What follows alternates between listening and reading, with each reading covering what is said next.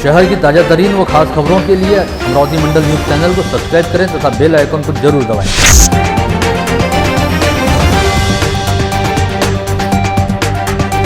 नमस्कार, दैनिक अमरावती मंडल के मंडल news bulletin में आप सभी का स्वागत है। आइए पेश करते हैं आज की कुछ खास खबरें।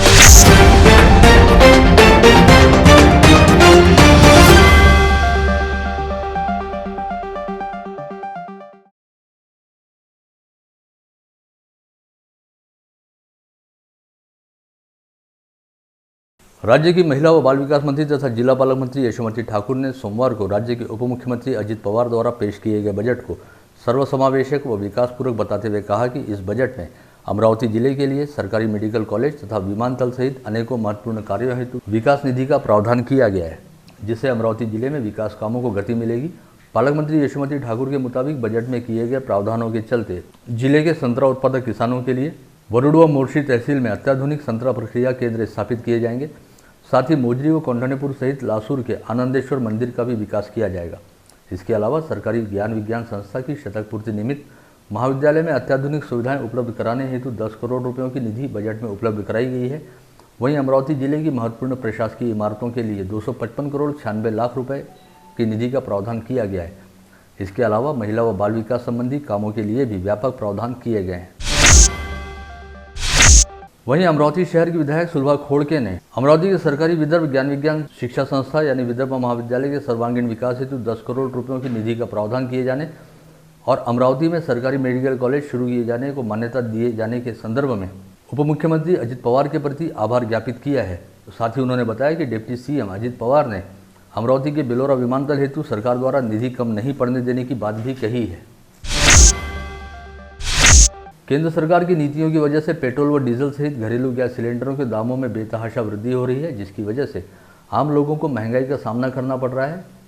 इस आशय का आरोप लगाते हुए युवा कांग्रेस कार्यकर्ताओं ने अमरावती शहर में घोड़ों पर सवार होकर मोर्चा निकाला और सभी चौक चौराहों व पेट्रोल पंपों पर खड़े रहकर केंद्र सरकार की नीतियों का निषेध करते हुए कहा कि यदि पेट्रोल डीजल व सिलेंडर के दाम ऐसे ही बढ़ते रहे तो आने वाले समय में सभी लोगों को वाहन चलाना छोड़ते हुए घोड़ों से ही आना जाना करना पड़ेगा। साथ ही गैस स्टोव की बजाय एक बार फिर चूल्हे जलाने पड़ेंगे। यह आंदोलन युवक कांग्रेस के प्रदेश सचिव सागर देशमुख के नेतृत्व में किया गया। जशी यांची दाढी वाढून राहिली तसेच हे पेट्रोल डिझेल आणि सिलेंडरचे भाव वाढताना हे दिसून राहिलेले। आमचं त्यांना हेच म्हणणं आहे की येणाऱ्या काळात तुम्ही लोकांना गाड्या घोड्या विकून घोडे विकत घेण्याची वेळ तुम्ही लोकांपर्यंत आणणार। एकीकडे तुम्ही उज्ज्वला योजनेसारखी योजना आणून आपला स्वतःचा वाजागाजा करता, पण तिकडे सिलेंडरचे भाव एकीकडे तुम्ही गगनाला पोचवता, याचा अर्थ तुम्ही सर्वसामान्यांच्या खिशाला काठी लावण्याचे काम करताय। स्थानीय शहर के हिंदू मोक्षधाम में विगत फरवरी व मार्च माह के दौरान 35 दिनों में कुल 661 पार्थिव शरीरों का दाह संस्कार किया गया, जिसमें से 221 पार्थिव शरीर कोरोना संक्रमण की वजह से मृत होने वाले मरीजों के थे। इस दौरान 8 सारी संक्रमितों व 11 निमोनिया पीड़ित मरीजों के भी पार्थिव शरीरों का अंतिम संस्कार किया गया। वहीं अन्य 422 अंतिम संस्कार प्राकृतिक तौर पर मृत होने वाले लोगों के हुए। जिला प्रशासन तथा स्वास्थ्य महकमे द्वारा दी गई जानकारी के मुताबिक फरवरी माह में 94 तथा मार्च माह में 7 मार्च तक 51 कोरोना संक्रमितों की मौत हुई है। लेकिन हिंदू स्मशान भूमि में उपलब्ध आंकड़ों के मुताबिक फरवरी माह में 145 व जारी माह में 7 मार्च तक 76 कोरोना संक्रमितों के अंतिम संस्कार हुए। यानी फरवरी व जारी माह में 7 मार्च तक अकेले हिंदू स्मशान भूमि में ही 221 कोरोना संक्रमित मरीजों के शवों का अंतिम संस्कार हुआ, जबकि सरकारी आंकड़ों के मुताबिक इस दौरान 145 कोविड संक्रमितों की मौत हुई, जिसमें से निश्चित तौर पर कुछ मरीजों का अंतिम संस्कार अन्य स्थानों पर उनके धार्मिक रीति रिवाजों के अनुसार हुआ होगा। ऐसे में सरकारी आंकड़ों का फर्क कुछ और भी अधिक हो सकता है। तखतमल स्टेट व्यापारी संघ के पदाधिकारियों ने निगमायुक्त प्रशांत रोड़े से मुलाकात करते हुए कहा कि इन दिनों तखतमल स्टेट क्षेत्र में दिन भर के दौरान मनपा के अलग अलग पथक 4 से 6 बार चक्कर लगा रहे हैं और कोविड नियमों के उल्लंघन को लेकर व्यापारियों को कार्रवाई करने की धमकियां दी जा रही है, जिसकी वजह से पहले ही हैरान परेशान व्यापारी इन दिनों काफ़ी डरे व सहमे हुए हैं। ऐसे में मनपा पथकों द्वारा की जा रही इस आर्थिक व मानसिक प्रताड़ना को तुरंत बंद कराया जाए। शहर में तेजी से फैल रहे कोविड संक्रमण की स्थिति और प्रशासन द्वारा जारी प्रतिबंधात्मक निर्देशों के मद्देनजर लॉकडाउन खत्म होने के बावजूद कई प्रमुख मंदिरों के प्रवेश द्वार अब भी आम श्रद्धालुओं के लिए पूरी तरह से बंद है, जिनमें श्री अंबादेवी मंदिर संस्थान सहित रायली प्लॉट स्थित सतीधाम मंदिर व गोवर्धन दास हवेली तथा अंबापेट परिसर स्थित श्रीराम मंदिर व गोपाल कृष्ण मंदिर का समावेश है।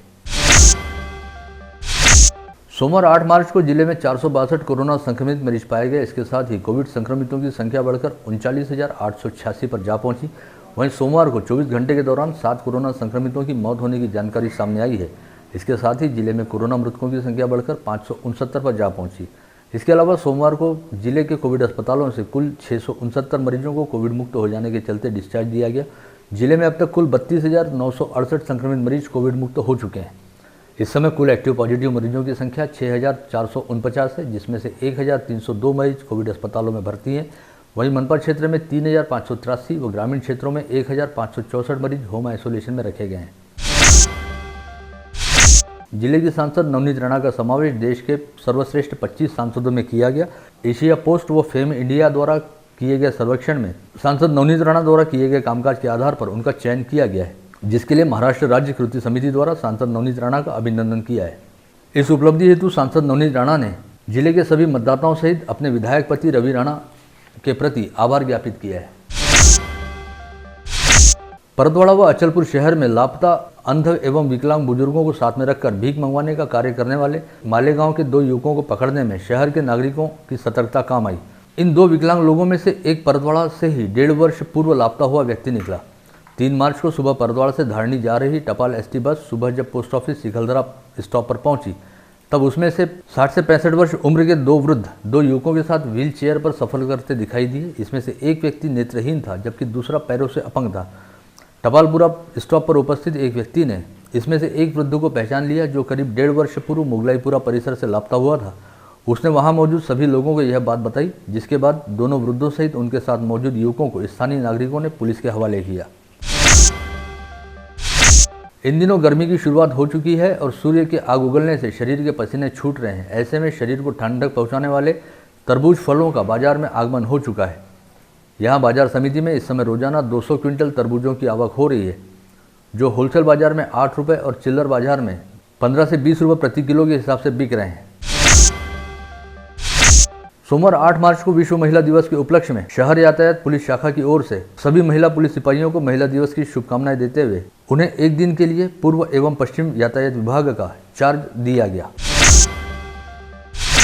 समाजवादी पार्टी के वार्ड अध्यक्ष फैजान खान ने मनपा आयुक्त प्रशांत रोडे को ज्ञापन सौंपकर मांग की है कि शहर के सुफियान नगर, सहारा नगर व वाहिद बाग परिसर में विभिन्न समस्याएं मौजूद हैं, जिन समस्याओं का निवारण आगामी 15 दिनों के भीतर किया जाना चाहिए। मकसद हेल्पलाइन संगठन की ओर से कोरोना काल के दौरान बिजली का बिल माफ करने और नागरिकों के बिजली कनेक्शन काटने की प्रक्रिया को रोकने की मांग को लेकर जिलाधीश के माध्यम से मुख्यमंत्री को निवेदन भेजा गया। निवेदन में कहा गया है कि कोरोना व लॉकडाउन काल के दौरान रोजगार छिन जाने से आम जनता पहले ही भुखमरी का सामना कर रही है। इसी दौरान अनाप-शनाप बिजली बिल भेज दिए जाने से आम जनता की कमर टूट गई है।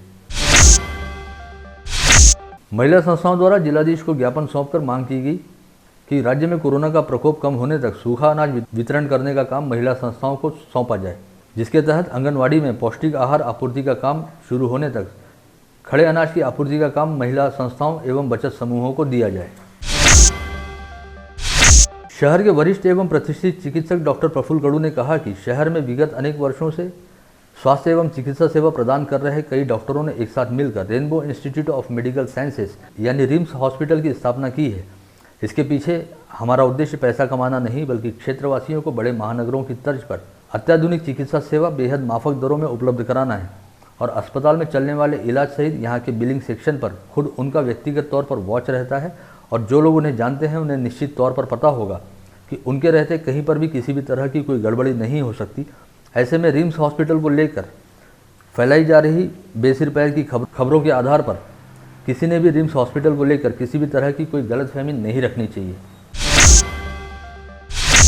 इस समय जीवन के सभी क्षेत्रों में महिलाएं पुरुषों के साथ कंधे से कंधा मिलाकर काम कर रही हैं और यह बात विश्व महिला दिवस पर सही मायनों में अमरावती शहर में सार्थक साबित होता दिखाई दे रहा है। कोरोना महामारी के दौर में अमरावती के संत गाड़गे बाबा अमरावती विश्वविद्यालय की कोविड टेस्ट लैब में 16 युवतियां कोरोना योद्धा के रूप में अपनी सेवाएं दे रही हैं। कोरोना महामारी के दौरान जहां हर किसी को अपनी जान प्यारी है और हर कोई अपने तथा अपने परिवार के बारे में सोच रहा है, वहीं इस कठिन दौर में विद्यापीठ के कोविड टेस्ट लैब में स्वैब जांचने के लिए टेक्निकल असिस्टेंट पद पर 16 युवतियां काम कर रही हैं और इस महामारी के दौर में भी अपनी जिम्मेदारियों को सही तरीके से निभा रही हैं। यह अपने आप में बेहद साहस वाली बात है। विश्व महिला दिवस के अवसर पर अमरावती शहर पुलिस आयुक्तालय अंतर्गत आने वाले सभी 10 पुलिस थानों में कार्यरत महिला पुलिस अधिकारियों व कर्मचारियों को संबंधित थाना प्रमुखों के हाथों सम्मानित किया गया।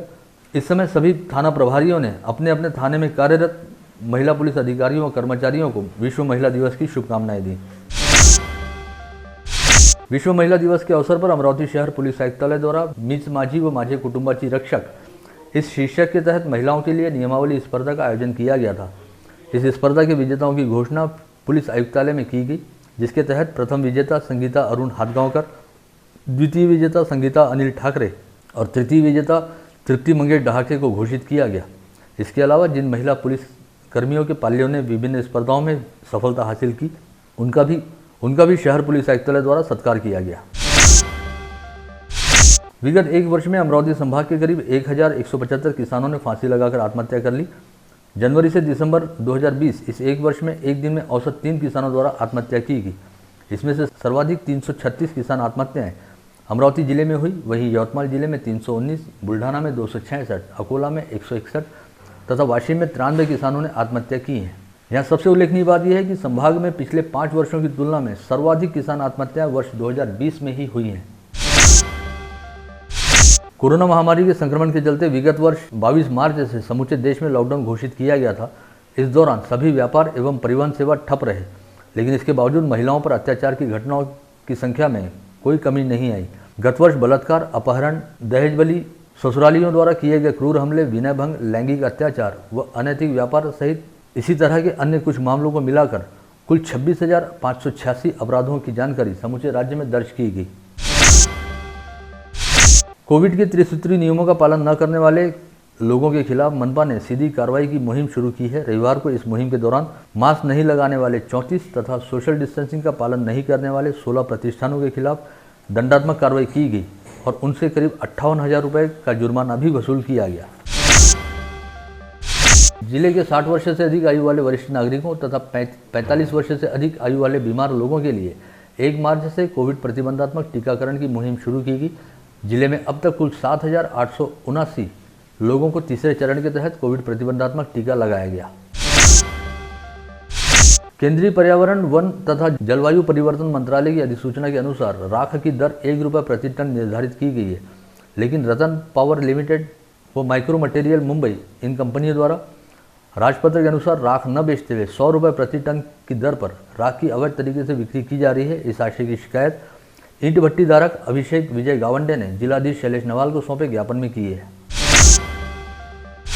हेल्पिंग हैंड संगठन द्वारा जिलाधीश के माध्यम से राज्य के मुख्यमंत्री को निवेदन भेजकर मांग की गई है कि आज भले ही समूचे विश्व में महिला दिवस मनाया जा रहा है, लेकिन समाज में कहीं भी महिलाएं सुरक्षित नहीं हैं। इन दिनों राज्य में भी महिला अत्याचार की घटनाएं काफ़ी तेजी से बढ़ रही हैं। ऐसे में महिला सुरक्षा को लेकर बनाए गए शक्ति कानून में गल्फ एक्ट का कड़ाई से राष्ट्रीय चर्मकार महासंघ ने जिलाधीश को निवेदन सौंपकर कहा है कि Z5 नामक Z5 चैनल द्वारा निर्मित माफिया वेब सीरीज में संविधान व आरक्षण को लेकर चर्मकार व वाल्मीकि समाज के बारे में काफ़ी निचले स्तर पर जातिवाचक अपशब्दों का उपयोग किया गया है, जिससे समाज बंधुओं की भावनाओं को ठेस पहुंची है। ऐसे में संबंधितों पर कड़ी कार्रवाई करते हुए एट्रोसिटी कानून के तहत अपराध दर्ज किया जाए। अमरावती ट्रांसपोर्ट एसोसिएशन के अध्यक्ष पद के लिए मोहम्मद इकबाल की नियुक्ति की गई है। ट्रांसपोर्ट असो में सर्वसम्मति से अध्यक्ष पद के निर्वाचन की घोषणा की गई। विगत दिनों बडनेरा पुलिस ने मिलचाल परिसर में रहने वाले शेख रशीद शेख भुरू नामक 19 वर्षीय युवक सहित उसके 7 साथियों को यवतमाल रोड पर डाका डालने के इरादे से जाते हुए रंगे हाथों पकड़ा था।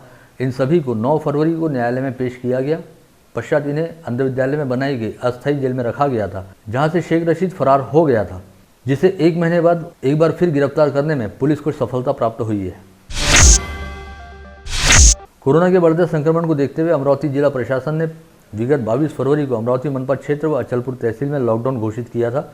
इस लॉकडाउन में जीवनावश्यक वस्तु खरीदने के बहाने दोपहिया पर शहर में बेवजह घूमने वाले तथा ऑटो में क्षमता से अधिक यात्रियों को बिठाने वाले लोगों के खिलाफ दंडात्मक कार्रवाई की गई। लॉकडाउन काल के दौरान 22 फरवरी से 6 मार्च तक ट्रैफिक पुलिस की पूर्व एवं पश्चिम शाखा ने 4,446 वाहनों पर दंडात्मक कार्रवाई करते हुए उनसे 19,08,100 रुपये का जुर्माना वसूल किया। चांदूर बाजार तहसील अंतर्गत तलवेल निवासी देवेंद्र भोगसे की दुपहिया को किसी अज्ञात व्यक्ति ने आग लगा दी।